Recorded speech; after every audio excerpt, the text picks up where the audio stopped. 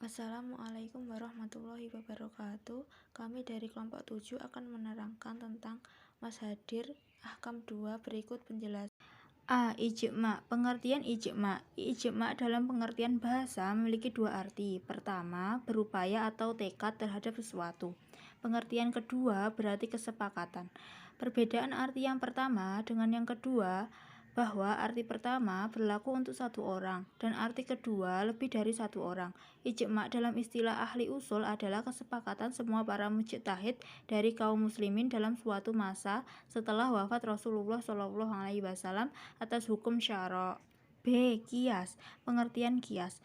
Qiyas menurut ulama usul adalah menerangkan sesuatu yang tidak ada nasnya dalam Al-Quran dan hadis dengan cara membandingkan dengan sesuatu yang ditetapkan hukumnya berdasarkan nas. Mereka juga membuat definisi lain. Qiyas adalah menyamakan sesuatu yang tidak ada nas hukumnya dengan sesuatu yang ada nas hukumnya karena adanya persamaan ilat hukum. Qiyas memiliki rukun yang terdiri dari 4 hal. A. Asal atau pokok, yaitu apa yang terdapat dalam hukum nasnya, disebut dengan al-makis alaihi. B. Furu atau cabang, yaitu sesuatu yang belum terdapat nas hukumnya, disebut al-makis. C. Hukum al-asal, yaitu hukum syar'i yang terdapat dalam nas dalam hukum asalnya, yang kemudian menjadi ketetapan hukum untuk faro'. D. Ilat adalah sifat yang didasarkan atas hukum asal atau dasar qiyas yang dibangun di atasnya.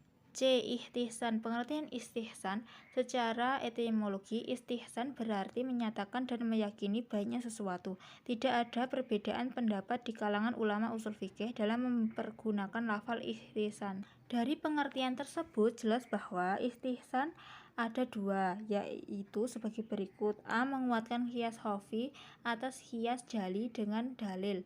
B. Pengecualian sebagai hukum kulli dengan dalil. D. Istishab. Istishab atau istishab berarti meminta kebersamaan. Talahab al-masyabbah atau berkelanjutan kebersamaan. Istimrar as-saubah. Istishab secara terminologi atau istilah telah dikemukakan beberapa ulama berikut. Imam Asy-Syaukani, tetap berlakunya suatu keadaan selama belum ada yang mengubahnya. Maksud dari definisi Imam Asy-Syaukani adalah pada prinsipnya eksistensi hukum suatu masalah pada masa lalu tetaplah berlalu pada masa kini maupun yang akan datang, dengan syarat tidak ada perubahan pada masalah tersebut. Tetapi jika terdapat perubahan pada objek hukum tersebut, maka hukumnya juga akan berubah dengan sendirinya. Asyau man qablana.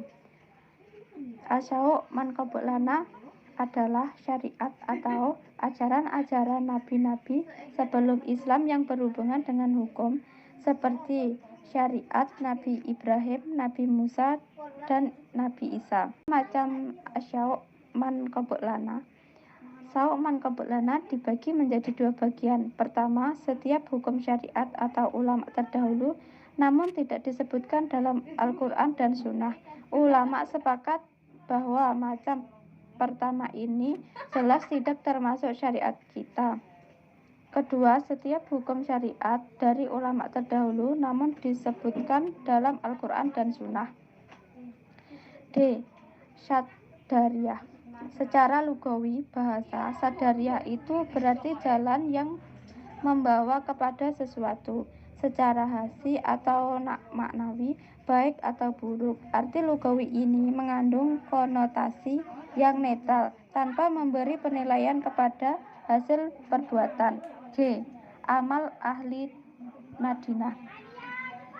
Amal ahlul Madinah dipandang dari segi bahasa diambil dari 3 kata, yakni amal, ahli, dan Madinah.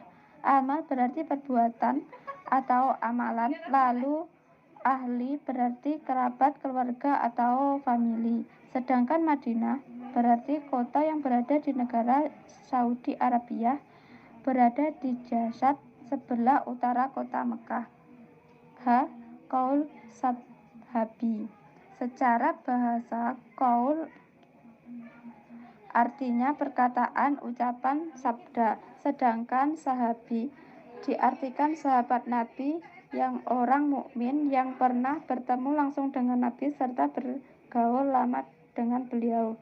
Menurut pandangan Imam Syafi'i, qaul sahabi adalah fatwa-fatwa yang dikeluarkan oleh sahabat Nabi Muhammad menyangkut hukum masalah-masalah yang tidak diatur di dalam nas, baik Al-Quran maupun Sunnah.